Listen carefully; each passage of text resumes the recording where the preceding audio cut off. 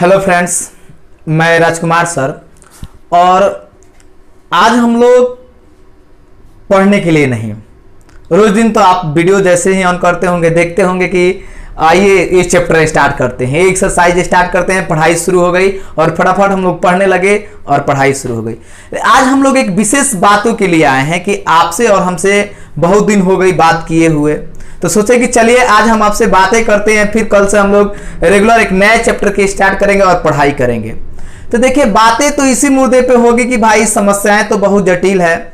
हम सभी लोग कहीं ना कहीं आज पूरे देश, हम लोग के साथ पूरे देशवासी जो हैं एक बहुत बड़ी समस्याओं के संकट से जूझ रहे हैं और हम लोग की इसमें जबरदस्त संघर्ष की जरूरत है। हम लोग कर भी रहे हैं और इस जंग को हम लोग जीत भी रहे हैं।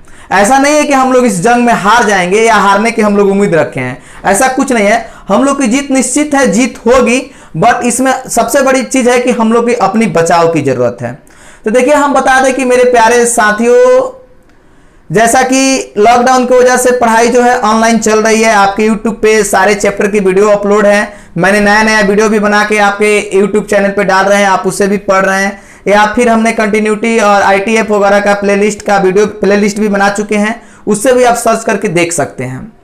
तो देखिए, समय जो है, ये विपदा घड़ी जो है, ये बहुत दिन तक नहीं रहेगी, ये चंद दिनों की बात है। इसको सहने की जुनून और क्षमता हम लोग की होना चाहिए, इसकी हौसला भी होना चाहिए कि कैसे हम इस विपदा से टल ले। ऐसा नहीं है कि बहुत ज्यादा सोच के चिंतित हो जानी है कि नहीं ये दिन ही नहीं आएगा, फिर ऐसा नहीं है कि हमारे बच्चे पढ़ेंगे नहीं, स्कूल नहीं खुलेगा, कॉलेज नहीं खुलेगा, ऐसा कुछ नहीं है। ये समय है, समय की परिवर्तन है। एक दिन ऐसा होगा जब सब कुछ खुलेगा और फिर पहले जैसा समस्याएं का समाधान सारी चीजों का हो जाएगा। जैसे मान लो कि एक समय की बात हम आपको बताते थे कि एक बार जब महाराज दशरथ जी को कोई पुत्र संतान की प्राप्ति नहीं हो रही थी तो बड़े चिंतित हो जाते थे महाराज दशरथ, और सोचते थे कि भाई अब हमें कोई पुत्र की प्राप्ति नहीं होगी, और बड़े व्याकुल हो उठते थे। लेकिन उस व्याकुलता में, उस आशाहीन बातों में एक बात उनको बहुत उम्मीद तक जिंदा रखती थी और उनको बहुत हौसला देती थी। वो था श्रवण के माता पिता का श्राप। श्रवण के पिताजी के श्राप जब राजा दशरथ को याद आता था ना, तो उनका हौसला बुलंद हो जाता था, क्योंकि श्रवण के पिता ने श्राप दिए थे कि जाओ, जिस तरह मैं आज अपने पुत्र के वियोग में तरफ तरफ के मर रहा हूं, ठीक उसी तरह दशरथ तुम भी अपने पुत्र के वियोग में एक दिन तरफ तरफ के मरोगे। ये बात जब भी राजा दशरथ को याद आता था ना, उनको ये बात बहुत फलीभूत होती थी और उनको उम्मीद जगाती थी कि जब श्रवण के पिताजी हमें श्राप दिए हैं तो मुझे संतान की प्राप्ति जरूर होगी, तभी तो मैं उस पुत्र के वियोग में तरफ के मरूंगा। तो ये उनकी एक विश्वास थी और सच वही हुआ, पुत्र की प्राप्ति हुई। और वही राम जी की जब वनवास हुई तो उसके बदले उनके जो राजा, जो श्रवण के पिताजी का जो श्राप था उन पे पड़ा।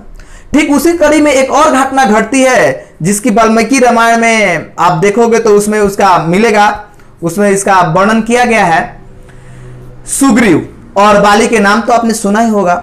सुग्रीव जो थे वो पृथ्वी पर बाली के डर से पूरे पृथ्वी पर कई जगह घूमे थे, कहीं उनको रहने का, कहीं उनको स्थान नहीं मिलता था।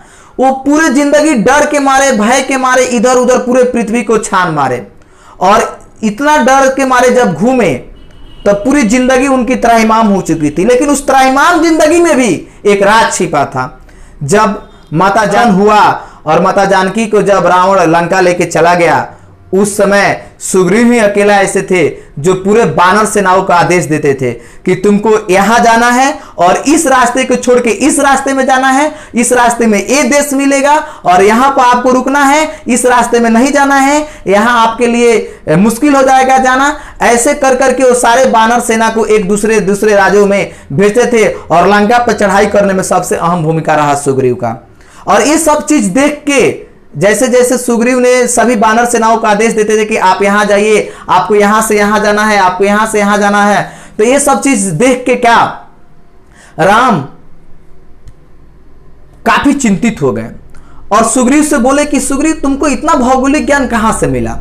तो सुग्रीव ने बताया कि महाराज जब मैं बाली के डर से पूरे पृथ्वी पे मैं बाली के डर से इधर उधर भटक रहा था, तब मुझे कहीं शरण नहीं मिली, तो मैंने पूरा पृथ्वी ही छान मारा था और उसी पृथ्वी पे घूमने का कारण है कि आज मुझे पूरा भौगोलिक ज्ञान प्राप्त हो गया है। तो देखिए मेरे दोस्तों, कहने का मतलब है कि समस्याएं आती और जाती रहती है जिंदगी में। हर बार आप जितने आप लंबा संघर्ष कीजिएगा, समस्याएं उतनी लंबी लंबी आएगी, समस्याएं आएगी, उन सभी चीजों को एक समय के बाद खत्म हो जाती है। फिर एक दिन ऐसा आएगा जब क्या होगा, जब आपकी पूरे रोड पे गाड़ियां दिखेगी, स्कूल खुल जाएगा, न्यूज टीवी खोलिएगा, दिखेगा एक भी कोरोना का मरीज नहीं, किसी अस्पताल में कोरोना से एक आदमी भी नहीं मरेंगे। ऐसी बहुत सारी चीजें आएंगी हम लोग के जीवन में। फिर हम लोग के जीवन एकदम सुखमय हो जाएगा। जैसे हम लोग पहले जाते थे स्कूल कॉलेज, ठीक उस तरह से भी स्कूल कॉलेज जाना हम लोग का शुरू हो जाएगा। बस अपनी उम्मीद को जिंदा रखना है। उम्मीद जिंदा है ना तो आपको सब कुछ मिल जाएगा। इसी में कहा गया है ना कि देखिए, दिल ना उम्मीद नहीं, नाकाम ही तो है, लंबी है शाम मगर शाम ही तो है।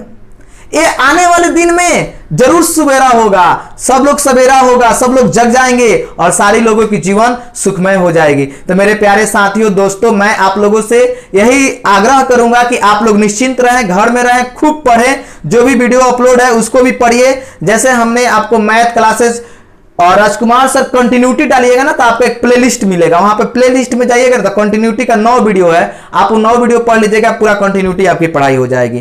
खैर, आज हमने आपसे चर्चा की और कल से फिर हम लाएंगे आपके लिए न्यू चैप्टर कंटिन्यूटी। तो फिर मिलेंगे हम आपसे अगले वीडियो में, तब तक के लिए धन्यवाद।